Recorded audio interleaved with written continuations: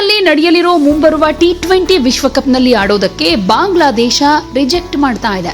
ಬಾಂಗ್ಲಾದ ಈ ನಿರ್ಧಾರವನ್ನ ಪಾಕಿಸ್ತಾನ ಕೂಡ ಬೆಂಬಲಿಸಿದೆ ಅಂತ ವರದಿಯಾಗಿದೆ. ಭದ್ರತಾ ಕಾರಣಗಳನ್ನ ಕೊಟ್ಟು ಭಾರತದಲ್ಲಾಡೋದಕ್ಕೆ ಬಾಂಗ್ಲಾದೇಶ ನಿರಾಕರಿಸಿತ್ತು. ಇದ್ರ ಬಗ್ಗೆ ಐಸಿಸಿಗೆ ಬರೆದ ಪತ್ರದಲ್ಲಿ ಪಾಕಿಸ್ತಾನ ತನ್ನ ನಿಲುವನ್ನ ಸ್ಪಷ್ಟಪಡಿಸಿದೆ ಅಂತ ತಿಳಿದು ಬಂದಿದೆ. ಬಾಂಗ್ಲಾದೇಶ ಸರ್ಕಾರವನ್ನ ಪಾಕಿಸ್ತಾನ ಸಂಪರ್ಕ ಮಾಡಿದೆ ಅಂತಾನೂ ಮಂಡಳಿಯ ಮೂಲಗಳು ತಿಳಿಸಿವೆ. ಆದ್ರೆ ಇದ್ರ ಬಗ್ಗೆ ಅಧಿಕೃತ ಹೇಳಿಕೆ ಎಲ್ಲೂ ಬಿಡುಗಡೆ ಆಗಿಲ್ಲ.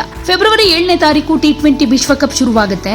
ಈಗಿನ ವೇಳಾಪಟ್ಟಿಯಂತೆ ಬಾಂಗ್ಲಾದೇಶ 3 ಲೀಗ್ ಪಂದ್ಯಗಳನ್ನ ಕೋಲ್ಕತಾದಲ್ಲಿ ಹಾಗೆ 1 ಪಂದ್ಯವನ್ನ ಮುಂಬೈನಲ್ಲಿ ಆಡಬೇಕು. ತನ್ನ ಪಂದ್ಯಗಳನ್ನ ವಿಶ್ವಕಪ್ ಟೂರ್ನಿಗೆ ಜಂಟಿ ಆತಿಥ್ಯ ವಹಿಸಿರೋ ಶ್ರೀಲಂಕಾಕ್ಕೆ ಸ್ಥಳಾಂತರಿಸಬೇಕು ಅಂತ ಬಾಂಗ್ಲಾದೇಶ ಪಟ್ಟು ಹಿಡಿದಿದೆ. ಐಸಿಸಿ ಹಾಗೆ ಬಾಂಗ್ಲಾದೇಶ ಕ್ರಿಕೆಟ್ ಮಂಡಳಿ ನಡುವೆ ಕಳೆದ ಶನಿವಾರ ಮಾತುಕತೆ ನಡೆದ್ರೂ ಕೂಡ ಇದಕ್ಕೆ ಪರಿಹಾರ ಮಾತ್ರ ಸಿಕ್ಕಿಲ್ಲ. ಹೀಗಾಗಿ ಒಂದಷ್ಟು ವಿಚಾರಗಳನ್ನ ಇಲ್ಲಿ ಗಮನಿಸಲೇಬೇಕು. ಈ T20 ವಿಶ್ವಕಪ್ ಆತಿಥ್ಯ ವಿಚಾರ ಕೇವಲ ಕ್ರಿಕೆಟ್ ವಿಷಯ ಮಾತ್ರ ಆಗಿಲ್ಲ, ಅಂತಾರಾಷ್ಟ್ರೀಯ ರಾಜಕೀಯ ವಿಚಾರಕ್ಕೂ ಕೂಡ ಸಂಬಂಧಪಡುತ್ತೆ. ಬಾಂಗ್ಲಾದೇಶ ಭಾರತದಲ್ಲಿ ಆಡೋದಕ್ಕೆ ಒಪ್ಪದೇ ಇರೋ ನಿರ್ಧಾರ ಹಾಗೆ ಐಸಿಸಿ ಮತದಾನದಲ್ಲಿ ಭಾರತಕ್ಕೆ 12 ರಾಷ್ಟ್ರಗಳ ಬೆಂಬಲ ಸಿಕ್ಕಿರೋದು ಗಮನಿಸಬೇಕು. ಇಲ್ಲಿ ಕೇವಲ ಭದ್ರತಾ ವಿಚಾರ ಮಾತ್ರ ಆಗಿಲ್ಲ, ಬಾಂಗ್ಲಾದೇಶ ಭಾರತದಲ್ಲಿ ಆಡೋದಕ್ಕೆ ನಿರಾಕರಿಸ್ತಾ ಇರೋದು. ಇದು ಭಾರತದ ಪ್ರಾದೇಶಿಕ ಪ್ರಾಬಲ್ಯಕ್ಕೆ ವಿರೋಧವಾಗಿ ತೋರಿಸೋ ರಾಜತಾಂತ್ರಿಕ ಅಸಮಾಧಾನ ಕೂಡ ಆಗಿದೆ. ಹಾಗೆ ಬಾಂಗ್ಲಾದೇಶ ಇತ್ತೀಚಿನ ವರ್ಷಗಳಲ್ಲಿ ಪಾಕಿಸ್ತಾನ ಹಾಗೂ ಕೆಲವು ಇಸ್ಲಾಮಿಕ್ ರಾಷ್ಟ್ರಗಳ ಜೊತೆ ಹೆಚ್ಚು ಹತ್ತಿರವಾಗ್ತಾ ಇರುವುದನ್ನು ಕೂಡ ಇಲ್ಲಿ ಗಮನಿಸಬೇಕು. ಪಾಕಿಸ್ತಾನ ಈಗಾಗಲೇ ಭಾರತದಲ್ಲಿ ಕ್ರಿಕೆಟ್ ಆಡೋದಕ್ಕೆ ನಿರಾಕರಿಸಿದೆ. ಅದರ ಹಿಂದೆ ರಾಜಕೀಯ ಕಾರಣಗಳೇನೇನಿದೆ ಅನ್ನೋದು ಎಲ್ರಿಗೂ ಗೊತ್ತು.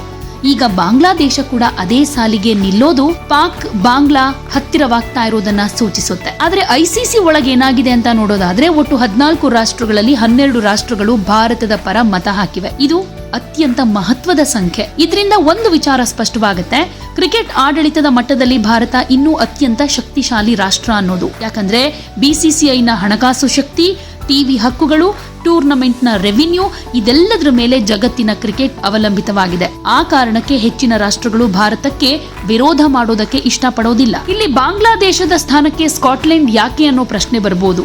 ಇದು ಐಸಿಸಿಯ ಪ್ಲಾನ್ ಬಿ. ಯಾವುದೇ ದೇಶ ರಾಜಕೀಯ ಕಾರಣಗಳಿಂದ ಟೂರ್ನಮೆಂಟ್ ನಿಂದ ಹಿಂದೆ ಸರಿದ್ರೆ ಕ್ರಿಕೆಟ್ ಮುಂದುವರಿಬೇಕು ಅನ್ನೋದು ಐಸಿಸಿಯ ಮೂಲ ಉದ್ದೇಶ. ಇಲ್ಲಿ ಸ್ಕಾಟ್ಲೆಂಡ್ ರಾಜಕೀಯ ತಟಸ್ಥ ದೇಶ, ಭಾರತದ ಜೊತೆ ಯಾವುದೇ ರಾಜತಾಂತ್ರಿಕ ಸಂಘರ್ಷ ಇಲ್ಲ, ಹಾಗೆ ಅಸೋಸಿಯೇಟ್ ನೇಷನ್ಸ್ಗೆ ಅವಕಾಶ ಕೊಡಬೇಕು ಅನ್ನೋ ಐಸಿಸಿ ನೀತಿಗೂ ಕೂಡ ಇದು ಸರಿ ಹೋಗುತ್ತೆ. ಅಂದ್ರೆ ಬಾಂಗ್ಲಾ ಹೊರಗುಳಿದ್ರೂ ಟೂರ್ನಮೆಂಟ್ ನಿಲ್ಲೋದಿಲ್ಲ ಅನ್ನೋ ಸಂದೇಶ ಇಲ್ಲಿ. ಆದ್ರೆ ಇಲ್ಲಿ ಭಾರತ ಒಂಟಿಯಾಗಿಲ್ಲ ಅನ್ನೋದು ಜಗತ್ತಿಗೆ ಸ್ಪಷ್ಟವಾಗಿ ಕಾಣಿಸ್ತಾ ಇದೆ. ಎರಡನೇದು, ಪಾಕಿಸ್ತಾನ ಹಾಗೆ ಬಾಂಗ್ಲಾದೇಶ ಒಟ್ಟಿಗೆ ಬಂದ್ರೂ ಐಸಿಸಿ ಒಳಗೆ ಅದರ ಪ್ರಭಾವ ಸೀಮಿತ ಅನ್ನೋದು ಕೂಡ ಬಹಿರಂಗವಾಗಿದೆ. ಹಾಗೆ ಭಾರತದ ವಿರುದ್ಧ ರಾಜಕೀಯ ಒತ್ತಡದ ತಂತ್ರಗಳು ಕ್ರಿಕೆಟ್ ಆಡಳಿತದಲ್ಲಿ ಕೆಲಸ ಮಾಡ್ತಾ ಇಲ್ಲ ಅನ್ನೋ ಸಂದೇಶ ಕೊಟ್ಟ ಹಾಗೂ ಆಗತ್ತೆ. ಆದ್ರೆ ಬಾಂಗ್ಲಾ ಪಾಕ್ ಒಗ್ಗಟ್ಟು ಮುಂದಿನ ದಿನಗಳಲ್ಲಿ ಭಾರತವನ್ನ ರಾಜಕೀಯವಾಗಿ ಡ್ಯಾಮೇಜ್ ಮಾಡಬಹುದು.